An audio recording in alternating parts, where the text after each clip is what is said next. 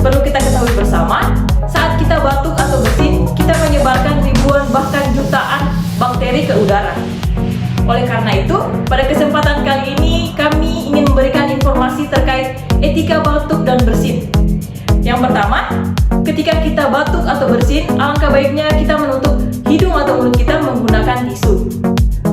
Yang kedua, saat kita tidak memiliki tisu, ketika kita batuk dan bersin, baiknya kita menutup mulut dan hidung kita menggunakan lengan baju bagian atas. Yang ketiga, setelah kita menggunakan tisu, alangkah baiknya tisu dibuang ke tempat sampah yang telah disediakan. Yang keempat, cucilah tangan menggunakan air mengalir atau gunakan cairan yang mengandung alkohol. Yang kelima, jika batuk berkelanjutan, tetap gunakan masker agar melindungi kita dari terpapar bakteri di luar. Contoh bakteri yang gampang menular melalui udara yaitu TBC. TBC akan menularkan kita dengan bakterinya melalui udara atau air drop. Demikian etika batuk dan bersin dari kami. Sekian